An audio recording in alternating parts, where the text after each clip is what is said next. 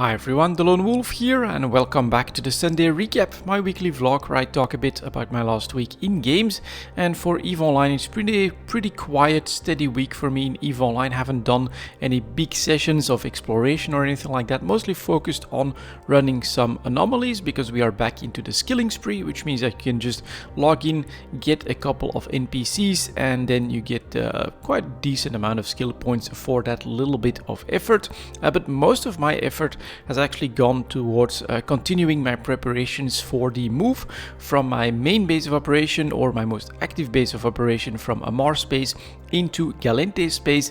And since we've now done all of the consolidations needed in Amar space, basically everything is either in Esezama, where I've got most of my active ships and I like to do my exploration rounds, and Amar, which is of course a trade hub where most of the valuable things are, plus one more system where I'm holding the PPOs, and that's where the process is happening at the moment. So I am slowly moving blueprint originals from a research station in Amar space to one in Galente space, and that's what I basically did last time or last week, because it does take a lot of jumps if you want to stay in Isaac now to get from Amar space into Galente space. I'm using a Tengu to try and move those pretty safely, and I'm also moving them in small batches so that I'm not moving like tens and hundreds of billions of ISK in a single go.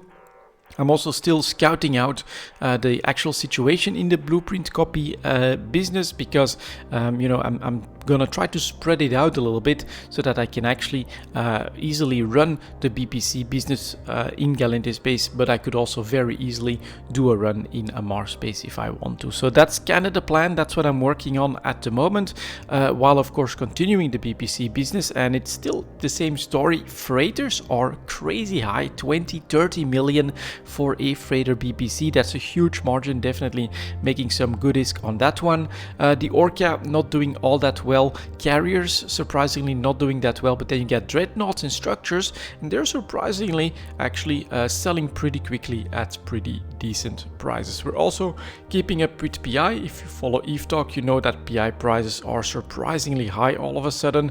Probably the Siege Green update that does allow for more manufacturing of especially the dreadnoughts. CCP did mention that they want to make those more accessible and decouple them from basically the price class of carriers as well. So that seems to be going really well, but requires quite a bit of PI, and as a result those prices are really nice, especially on the easier to make stuff like coolants, mechanical parts. That type of items are actually selling for 9,000-10,000 ISK a piece, and you from time to time actually also run out of stuff, so that you get some really high prices all of a sudden. So it's pretty damn cool at the moment.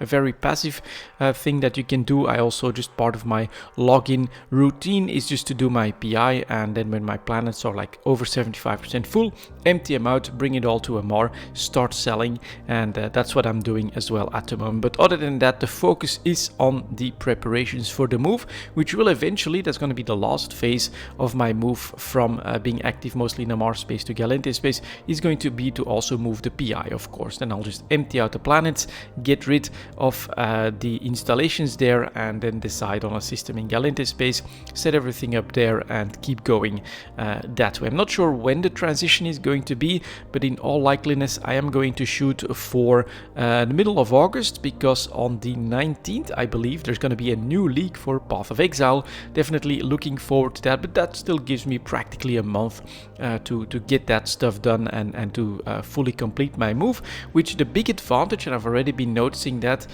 when I did a quick jump clone in Galente space to take a quick look at what I needed to do next, it gives me very easy access to both Dodixie and to Jita. Although with Jita I do have to go through a dangerous system, but as long as I don't overdo it with what I'm transporting, I actually have easy access to both of those trade hubs, and that does create extra possibilities to take a look at what I want to buy, what I need, and all of that good stuff. So logistics wise, it's going to be a far less far away place than Amar space. I'll have access to two major trade hubs in the game, which I think is going to be pretty interesting as well, if I might want to go a little bit more the trading route if the faction warfare stuff doesn't work out. But yeah, other than that, I don't really have a lot to announce for EVE Online, except that of course I'm waiting on any information that CCP will bring out for their future updates.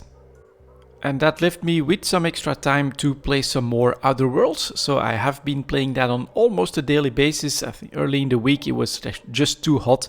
I couldn't really manage any extra gaming other than the maintenance that I'm doing in EVE Online on those days. But other than that, back into a little bit of Outer Worlds. I've actually done like a first story playthrough at this point as well. I got a couple of extra videos planned on a weekly basis showing you guys the early experience, discovering the mechanics, how the game works, what it's all about. It's definitely pretty interesting and a lot of fun. I will be honest, it was overhyped a little bit. The reason I put it on the wish list was because they made very big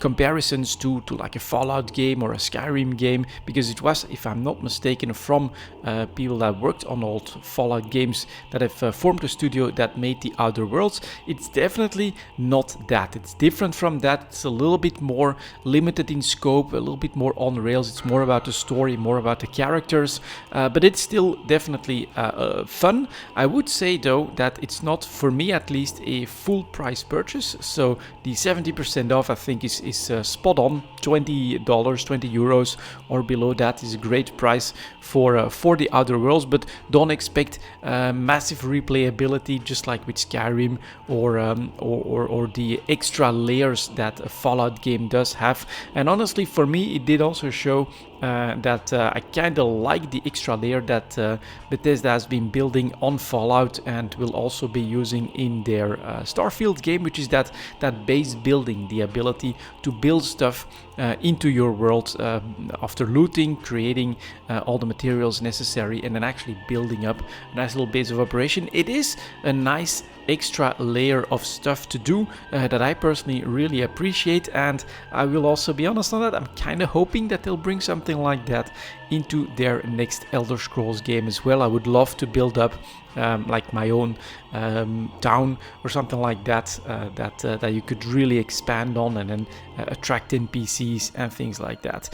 One thing that the Outer Worlds does better than those games, in my opinion, is the companion system.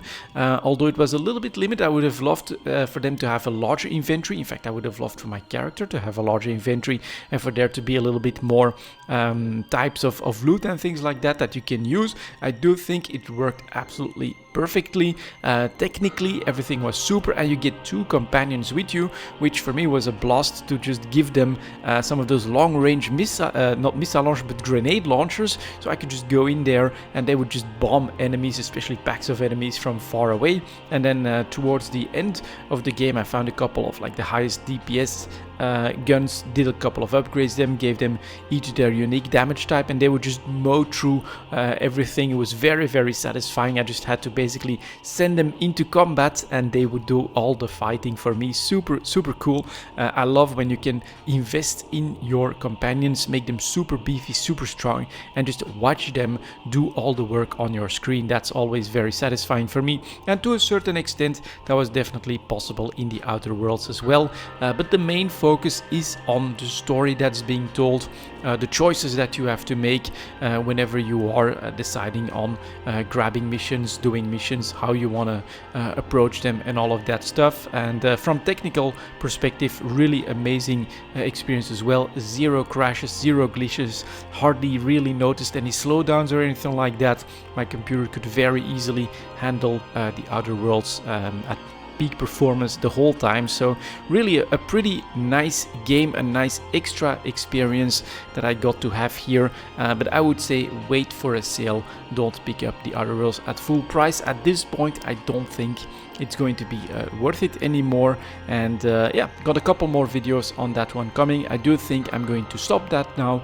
I don't want to spoil everything on the story and everything that happens there, so I'll leave that up for people to experience. You know, if you really want to, just buy the game, as I've said, maybe on a Steam sale or something like that.